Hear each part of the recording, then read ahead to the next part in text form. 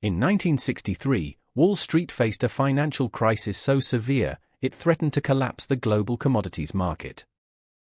It had the potential to permanently bankrupt one of the most trusted companies on earth, American Express. But the weapon used to trigger this economic meltdown wasn't a complex stock derivative or a massive bank hack. It was salad oil. This is the story of Anthony Tino De Angelis, a high school dropout who discovered a massive blind spot in corporate auditing. He managed to steal the equivalent of $1.5 billion using nothing but seawater, fake receipts, and absolute audacity. Welcome to the Loophole Ledger. Tino De Angelis started as a simple meat packer, but he quickly realized the real money wasn't in selling product. The real money was in government contracts. In the late 1950s, the US government was heavily subsidizing vegetable oil to ship to Europe. Tino formed the Allied Crude Vegetable Oil Refining Corporation and started buying massive refineries in New Jersey. He undercut every major competitor and soon controlled 75% of the US cottonseed and soybean oil exports. But Tino had a massive secret. He was selling oil he didn't actually have. He was systematically shorting government contracts and needed a way to cover his tracks before the federal inspectors caught on. To do that, he had to pull off the greatest inventory illusion in corporate history. To keep his massive corporate empire afloat, Tino De Angelis needed cash. He realized he could use his massive tanks of salad oil as collateral for massive bank loans. But there was a catch: auditors had to physically inspect the tanks to verify the inventory. Tino knew a simple law of physics: oil floats on water. He built a network of 138 massive steel tanks in New Jersey and filled them almost entirely with seawater. He added just a few feet of actual salad oil at the very top of each tank. When the world's top financial auditors climbed to the top and dropped their dipsticks in, it looked like millions of gallons of pure oil. To be extra safe, Tino's men installed false bottoms in the tanks.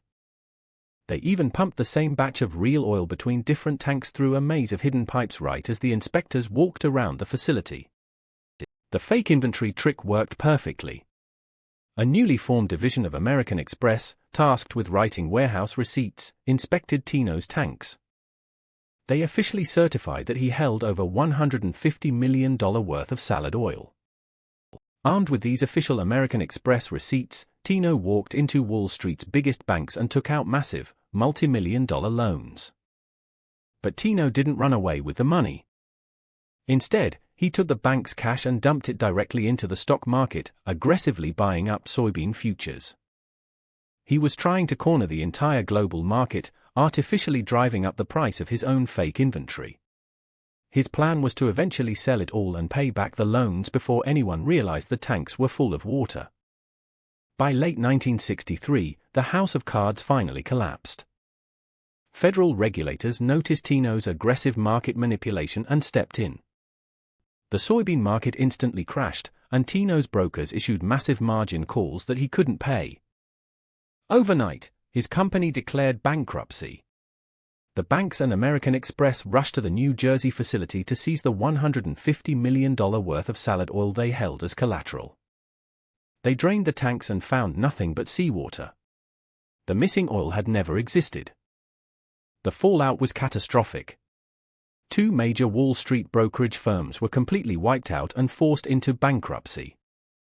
American Express's stock plummeted by over 50%, nearly destroying the company entirely, all because they trusted a dipstick in a tank.